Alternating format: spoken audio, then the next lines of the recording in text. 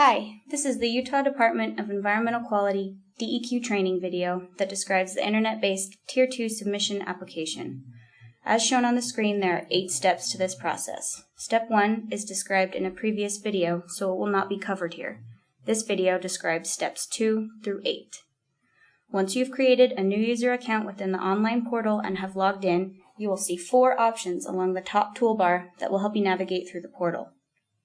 When you click on the home page, you'll often be asked to verify your email address. Simply click Yes to proceed. The View Bulletins link you see here is where we will post any Tier 2 updates or relevant information regarding Tier 2 submissions. As of right now, we have a welcome message posted here. Every time you log in, especially if it's been a while since your last login, it's good practice to navigate to these bulletins just to check if there are any new updates that you should be aware of. The second option in your navigational toolbar is the Grandma search. Here you'll be able to search for any facility's previous Tier 2 submissions. One thing to keep in mind when using this search function is that it is very sensitive, meaning that it will search for exactly what you type in the search field. Just to show you an example of this, I will search for an address in the street search field. You'll notice that I received 0 results. However, if I go back to the street search field and just search for a few characters of the address, I get back quite a few results. This is a function of how the address was initially entered in by a user and saved by our database.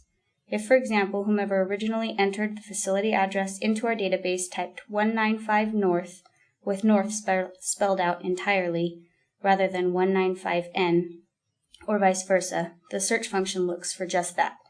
So if you are not the person who originally set up the facility address, it's best to search using fewer characters and getting more results to sift through rather than searching the exact address as you would type it and risk getting 0 results. Okay, moving on to the option in the toolbar called Pages. When you hover over this, you'll notice the only option is to click Submit Files.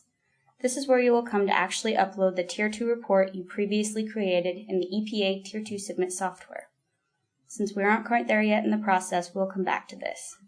The final option in the toolbar is called Site Reporters. This is where you will come to tie an existing facility to your user account or request a state ID for a brand new facility that hasn't reported in the past and therefore doesn't have a state ID number. When you hover over the Site Reporters link, you'll see 2 additional options.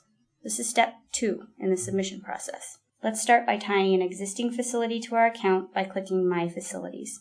You'll notice that I've already tied 2 mock facilities to my user account, which are both listed here.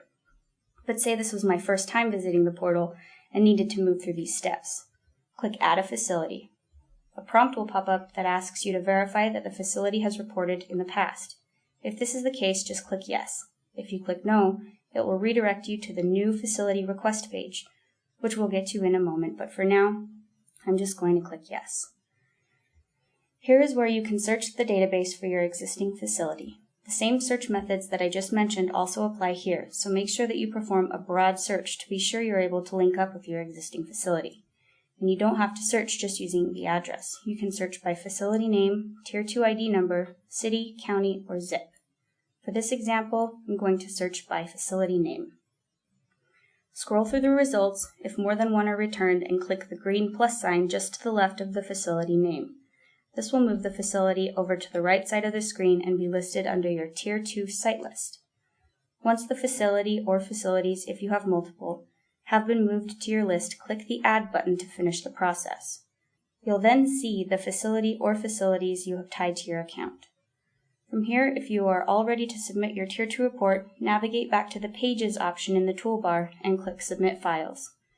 However, if you still need to perform a new facility request and be assigned a state ID number, go back to the Site Reporters option and click New Facility Request.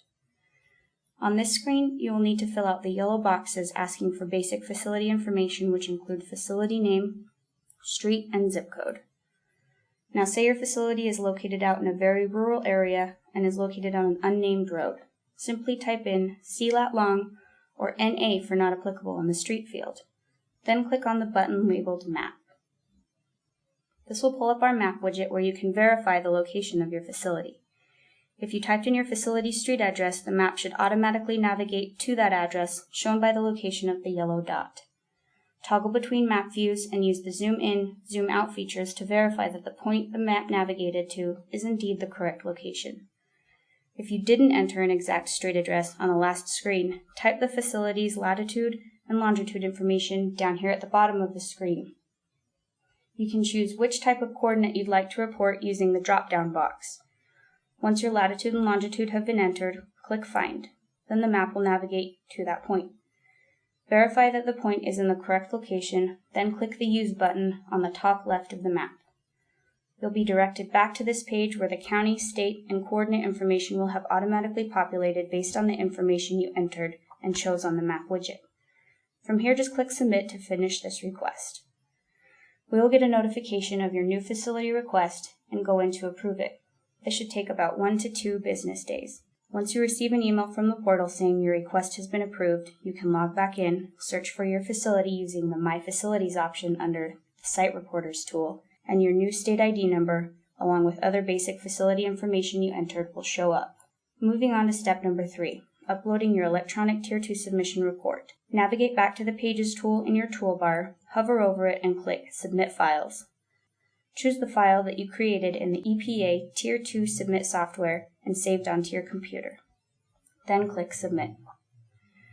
Before the submission is complete and accepted, the portal will walk you through the last few steps in the validation process, steps 4 through 8, to ensure that all of the required information has been gathered and reported. You'll notice that this first screen has a red box with information needing to be validated. Once validated, the screen will turn from red to green, and you will be able to proceed to the next step. In order to do this, simply click the blue Validate Location link. This is the same map widget used in the new facility request process. The map should automatically pinpoint your facility's location based on the address or lat long that was entered into the Tier 2 Submit software. Remember to use the zoom and toggle features to verify the location of your facility. If the yellow dot is not in the correct location, simply navigate to where it should be and click once on that location on the map. Do not click anywhere on the map itself unless you want to adjust your location. Once you have confirmed that, click Use in the upper left-hand corner of the map. You'll notice that the box on the screen went from red to green, indicating that I can move on to the next step in the validation process. The next step asks that you manage or verify your facility contacts. My screen is already green, meaning I have nothing to verify here, so I can move on to the next step.